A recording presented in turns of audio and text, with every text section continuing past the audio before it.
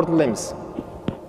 Уақытысында бір қази деп келеді. Қази деген қазіргі күнде біздің тілімізде айтқан кезде ол верховный сот, үлкен сот. Сотты білесіздер. Біреу сондай бір қылмысқа барады, соңында оның бәрін анықтап, сосын таяғымен бір ұрып шешім қабылдайды.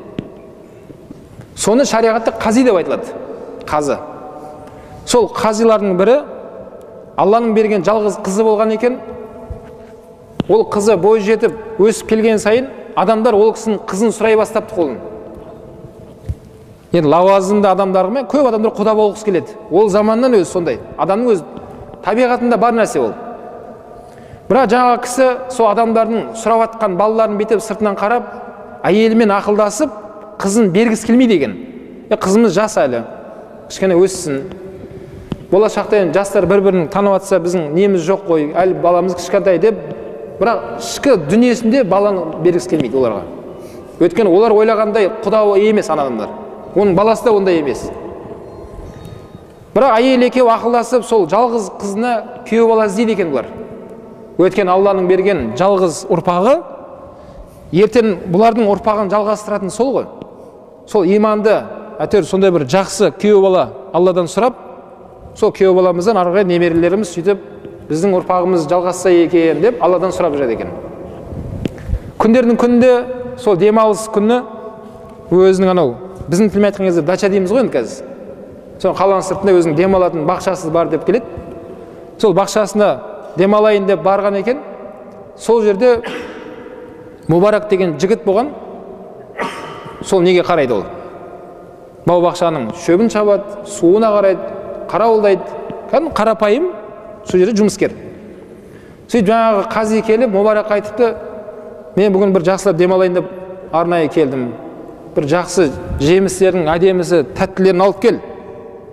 Бір демалып, өште бір әңгімелесейін сенімен деп. Жарайды деп барып, үлкен табақта көп жаңағыдай жемістер алып келіпті. Сөйтіп жаңағы қази әңгімелесіп отырып, жеп қараса, піспеген жүзім алып келген, піспеген алмұрт алып келген, дәмі жоқ, сондай нәрсе алып келіпті. Сөйтіп жаңағы қази айтып, сен не алып келгенсің жерге? Мен саған піскеннің әдемісін алып кел деп айттым ғой десе, жаңағы жігіт айтады дейді, айып етпеңіз, сіздің бақшаңызда қайсысы піскен, қайсысын піспеген мен қайдан білемін дейді. Жаңағы кісі айтты, сен қалай білемін десе, сен мына жерде жұмыс істеп жатқан неше жыл болды? Осынша жыл болды, көп жыл болған. Сен осынша жылдан бері не, бақшада қайсысы тәтті екенін білмейсің ба десе, жоқ білмеймін дейді.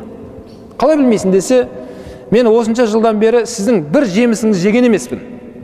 Сіз мен жұмыс қалған кезде не деп айтқансыз? Мынаның арам шөбін шабасын, бау бақшаға қарайсын, суғарасын, сол ғана сіз соған ғана маған ақша төлеп отырдыңыз. Мен сол үшін ғана жұмысқа кіргем. Сіз айтқан емессіз маған, жемісті жеп тұрсаң болады деп айтпағасыз. Мен де оны сұрамағам. Сол кезде бар ана қази үндемей, жарайды деп қоштасып үйіне барып әйеліне айтты. Біздің күйеу бала бақшада жүр екен деп айтады дейді. Біз оны қаладан іздеп жүрсек, біздің күйеу баламыз далада екен деп айтады дейді. Сөйтіп әйел екеуі ақылдасып, сол балаға қызын беретіндігін жайында шешім қабылдайды. Әйеліне де рахмет сол жерде, күйеуіне итаат етіп, қызымызды сондайға береміз деп айтқан жоқ дейді. Сіз солай да айтқан болсаңыз, онда ол жақсы екен деп, әйелі де күйеуін қоштап кетті дейді. Қараңыз. Сөйтіп, енді барып біреуге қызыңды аласың ба деп айта алмайды ғой, белгілі нәрсе ғой.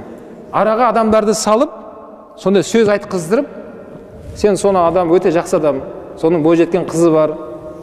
Егер сен бір ауыз айт десең, біз айтамыз, араға түсеміз.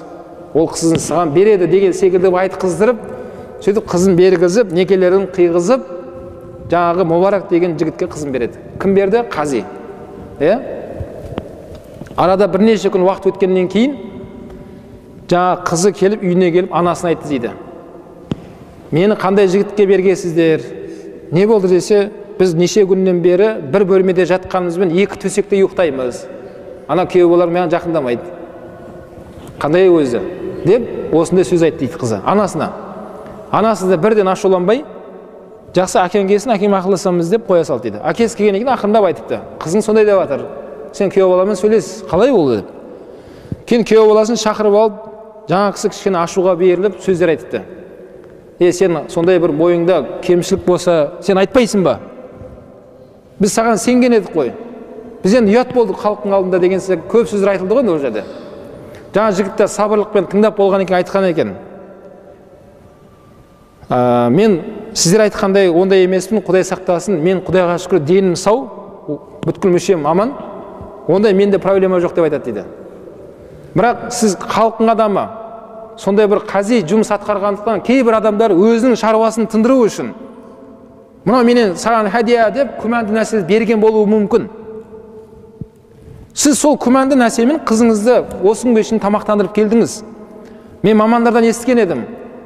Адам өзінің адал еңбегімен 40 күн қызды тамақтандыратын болса, оның денесіндегі қаны тазарады деп айтқан еді ұстаздарымыз. Уайымдамаңыз, қызыңызды қазір өзімнің адал ақшамен бағып 40 күннен кейін бастайын дейді ғой әңгімемді.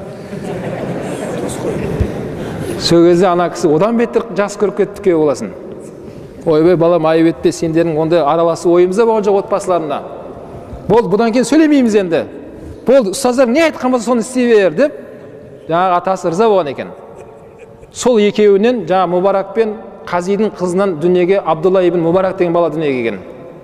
Абдулла ибн Мубарак деген ғалымның өмір баянын қарайтын болсаңыздар, Ахлус-сунна уал жамағатта ғұламалардың ішінде өте салмақты ғалым. Ғұламалар көпшілігі бір мәселеге тоқталамай айтса, Абдулла ибн Мубарак бір нәрсе айтса, көпшілігі соған тоқтап кететін болған. Өте сондай беделді, сондай ғалым туылған. Енді қарап отырсақ, оның әкесі кім екен?